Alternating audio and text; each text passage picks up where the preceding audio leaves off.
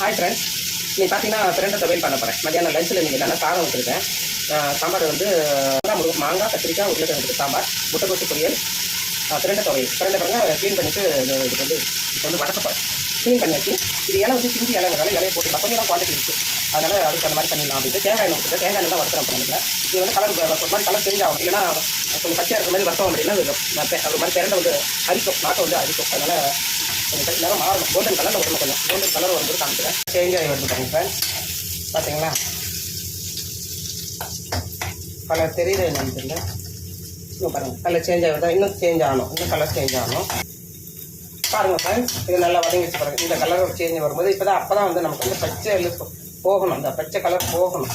பச்சை கலர் போனால் தான் நமக்கு வந்து அந்த காரல் இல்லாமல் நம்ம அரிப்பு இல்லாமல் நம்ம அரிக்கும். இல்லைன்னா நம்ம பச்சை எடுத்துட்டோம்னா நம்ம அரிக்கும். இந்த அளவு வறந்ததுக்கப்புறம் நம்ம எடுத்துடுறோம். பச்சை குவான்டிட்டி குறைவாக தான் இருக்குது.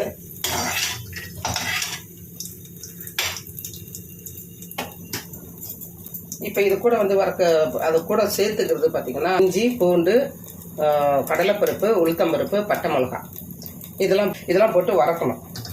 ஒன்று முன்னாடி வறுக்கணும். முன்னாடி பட்டை மிளகாய் போட்டு வறுத்து எடுத்துடலாம். நமக்கு இடுப்பு வலி, கால் வலி, கை வலி, மூட்டு வலி எல்லாத்துக்குமே நல்லது. எனக்கு வந்து கொஞ்சம் மூட்டு வலி, கால் வலி இருக்கிறதுனால இது கொஞ்சம் சேர்த்துக்கலாம். நல்லது. வாரத்தில் 2-3 நாளாவது சேர்த்துக்கணும். நல்லது பிரண்டைங்கிறாங்க. அதுமாதிரி முடக்கத்தாய் இது வந்து சேர்த்துக்கணும். முடக்கத்தாய் கீரையும் சேர்த்துக்கணும். முடக்கத்தாய் கீரை வந்துட்டு ஒரு வாங்கிட்டு வருவார், மார்க்கெட்டு போனாட்டா வாங்கிட்டு வருவார். தோசை கூட வச்சுட்டு இருப்பாருங்க மாவு. பார்த்தீங்களா தெரியும், க்ரீன் கலரில். பார்த்தீங்களா, க்ரீன் கலரில் முடக்கத்தாய் கீரை வாங்கிட்டு வந்தார் இன்னைக்கு. அது போயிட்டு அரைச்சிட்டாங்க. நான் மிளகாய் வந்து நல்லா வறந்து போச்சு.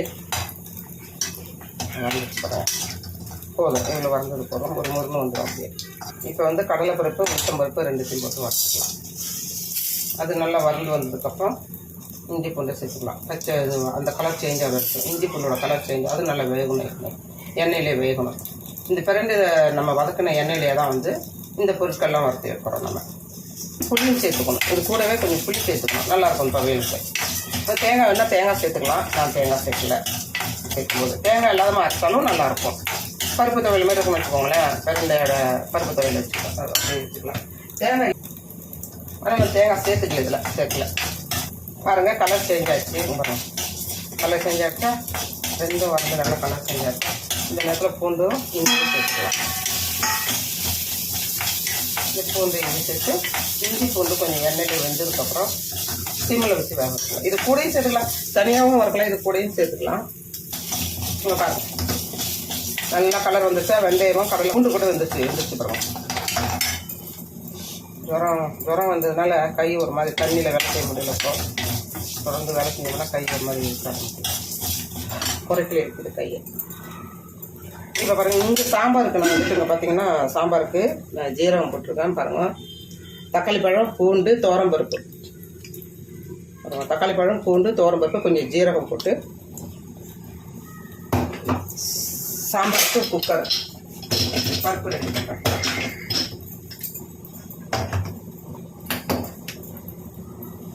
இது ரெடி ஆகிடுச்சு. அவ்வளோதான். உப்பு போட்டுக்கணும், புளி சேர்த்துக்கணும். புளி கொஞ்சம் சேர்த்துக்கணும். புளி மறந்துட்டேன். சேர்த்து புளியும் சேர்த்து வச்சுக்கணும். அவ்வளோதான். அந்த ஈரப்பதம் போயிடும். புளியை வந்து அலமிங்க. அந்த ஈரப்பதம் போகிற வரைக்கும் சும்மா ஒரு வாட்டிட்டு வதக்கிட்டு அது கூட வதக்கிட்டு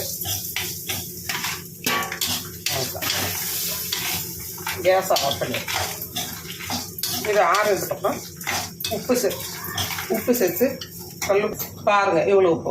உங்கள் டேஸ்ட் உங்களுக்கு எப்படி உப்பு பிடிக்குமோ அதுக்கு தகுந்த மாதிரி உப்பு சேர்த்துக்கணும். பொடியாக கட் பண்ணிட்டு வெங்காயம் நான் வந்து இப்படி செய்கிறேன்னு உங்களுக்கு காமிக்கிறேன்னு பாருங்கள். பாருங்கள், சாம்பாருக்கு காய்கறிலாம் கட் பண்ணிட்டேன். பாருங்கள், மாங்காய், உருளைக்கிழங்கு, கத்திரிக்காய் போட்டு சாம்பார். இப்போ முட்டைக்கோஸ் பொரியல் பண்ண போகிறேன். வச்சாச்சு, வானல் போட்டாச்சு. முட்டைக்கோஸ் பொரியல் பொடியாக கட் பண்ணி வச்சுருக்கேன். இங்கே பார்த்தீங்கன்னா பச்சை மிளகாய், தக்காளி பழம், வெங்காயம். முட்டைக்கோஸ் வந்து பொடியாக கட் பண்ணி வச்சுருக்கேன். இந்த பக்கம் சாம்பாருக்கு ரெடி பண்ணுறேன் பாருங்கள். இந்த பக்கம் சாம்பார் ரெடியாக கடுகு பொரிஞ்சிடுச்சு.